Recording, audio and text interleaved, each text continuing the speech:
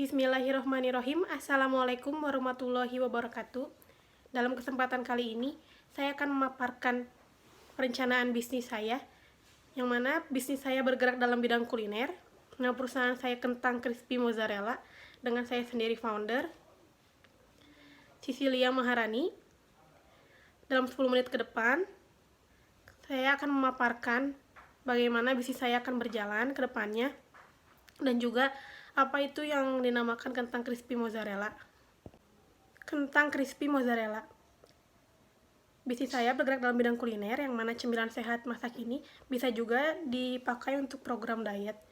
Bahan bakunya yaitu kentang dan juga keju mozzarella. Kentang didapat dari CV Maju Food Industry, yang mana saya akan bekerja sama dengan pihak tersebut untuk memberikan kentang-kentang yang berkualitas. Ini adalah contoh tampilan kentang crispy saya, dan juga iklan yang dimuat dalam Google Ads. Ini adalah tampilan untuk iklan, yang mana iklannya akan ditampilkan dalam Facebook, Tokopedia, dan sosial media lainnya. Strategi pemasaran yang akan saya lakukan dalam penjualan kentang crispy mozzarella ini ada 6, yaitu mengetahui target pasar, lalu menggunakan sosial media, lalu memberikan promosi, memilih tempat yang strategis, insentif untuk rekomendasi, serta mulut ke mulut. Dalam mengetahui target pasar, kita harus benar-benar mengenali pasar dan juga mengetahui target pasar yang akan kita tuju itu siapa dan bagaimana. Lalu menggunakan sosial media. Seperti yang kita tahu, zaman sekarang semua orang memakai sosial media, di mana alat pemasaran yang paling ampuh merupakan sosial media, karena hampir semua orang dari berbagai latar belakang yang berbeda sangat aktif menggunakan sosial media tersebut.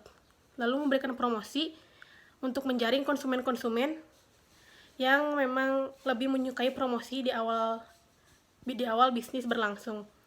Memilih tempat yang strategis menjadi salah satu strategi pemasaran, yang mana akan memicu penjualan yang lebih tinggi dari sebelumnya. Insentif untuk rekomendasi.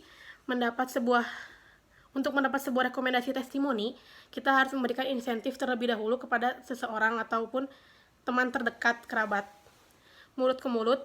Nah, setelah konsumen memakan atau mengkonsumsi produk dari kita dan mereka merasa puas, pastinya mereka akan memberitahukan konsumen lainnya untuk membeli produk kita dan berpotensi untuk meningkatkan daya beli dari produk kita.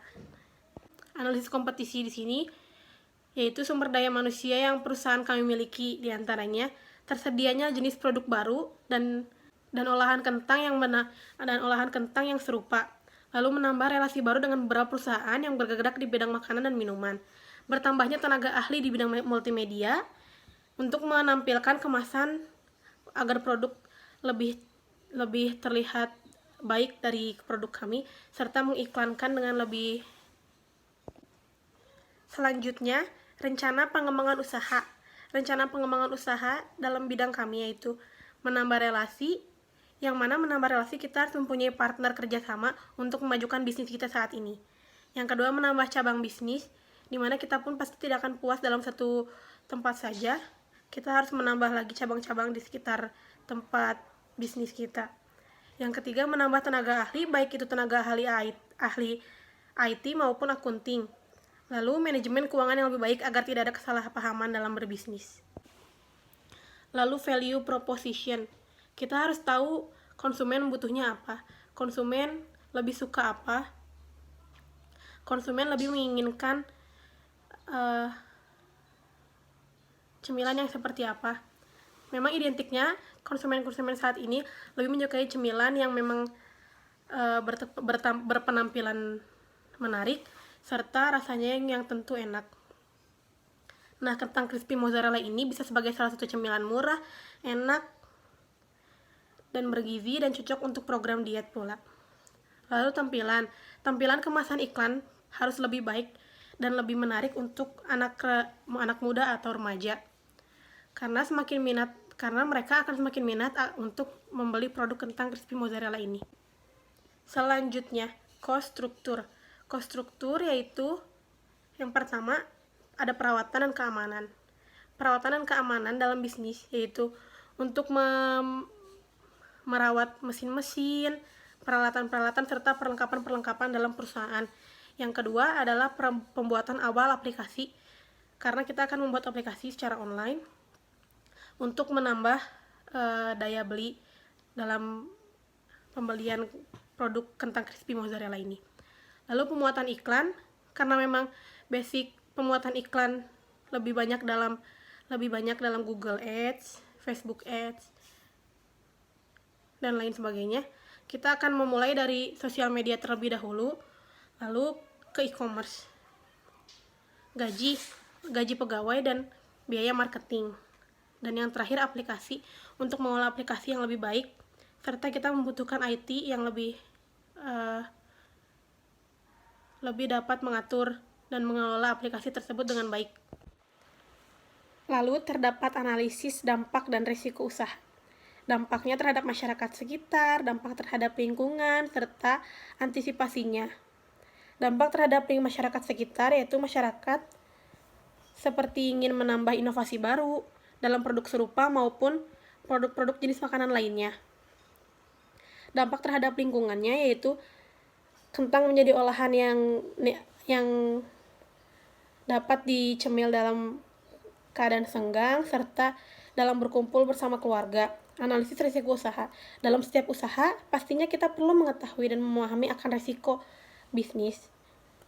Setelah ditelusuri, memang terdapat banyak risikonya. Kita harus melihat dan memahami apa-apa saja yang menjadi risiko, terutama pesaing yang menggunakan produk yang sama dan juga produk yang akan kalah saing dengan produk serupa. Antisipasi risiko usaha. Dalam mengantisipasi risiko usaha, terdapat beberapa cara, yaitu menggunakan rumus analisis pesaing, yaitu ATM, amati, tiru, modifikasi. Yang kedua, bisa dengan cara menggunakan metode pengembangan ide kreatif dan juga berinovasi supaya kita dapat mengembangkan kembali produk-produk yang telah ada dan menambahkan beberapa variasi, jenis, rasa, dan juga bentuk kemasan.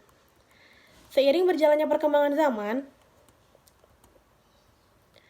para pengusaha pun terutama di bidang makanan khususnya pasti akan membuat beberapa produk yang baru dengan konsep modernisasi yang juga sangat terbaru. Mereka melakukan berbagai cara untuk bisa menciptakan produk yang akan disukai banyak konsumen. Tetapi biasanya itu hanya bersifat musiman. Nah, di sini kita akan berusaha mengikuti arus perkembangan zaman, tetapi masih menggunakan produk yang sama namun dengan konsep yang berbeda. Nah, berikut merupakan perencanaan bisnis produksi kentang crispy mozzarella, yang mana key partnernya merupakan CV Majun Food sebagai pemasok bahan baku, aplikasi transportasi online, Gojek, Grab sebagai sarana penyedia layanan jasa GoFood dan juga GrabFood. Aplikasi pembayaran online-nya bisa menggunakan GoPay, OVO, ataupun transaksi online lainnya. Key activities-nya bekerja sama dengan beberapa pengusaha untuk membuat produk yang lebih maju, membuat promosi semenarik mungkin dan sekreatif mungkin dengan cara mengiklankan di media sosial seperti Instagram, Facebook, YouTube, dan sebagainya. Menitipkan produk ke beberapa supermarket ataupun warung-warung kecil terlebih dahulu, dan nanti key research dalam bisnis kentang crispy mozzarella yaitu yang dibutuhkan dapur, kulkas yang memadai, tenaga ahli di bidang pemasaran, IT, multimedia, dan desain untuk membantu memajukan perusahaan. Customer relationship, promo menarik, serta giveaway, memberikan promo gratis ongkir khusus pemesanan lebih dari 5 porsi, memberikan senyuman dan sapaan hangat sehingga mereka nyaman. Customer segment anak usia mulai dari 10 tahun, remaja, dan juga dewasa dalam kebutuhan yaitu cemilan, makanan berat, serta kebutuhan pangan. Channelnya aplikasi, website, sosmed, dan bantuan partner lainnya. Revenue streams-nya, akses aplikasi dari pelanggan, pemesanan produk yang dilakukan pelanggan, serta hasil kerjasama dengan partner kerja dan endorse produk. Sekian yang bisa saya sampaikan. Kurang lebihnya mohon dimaafkan.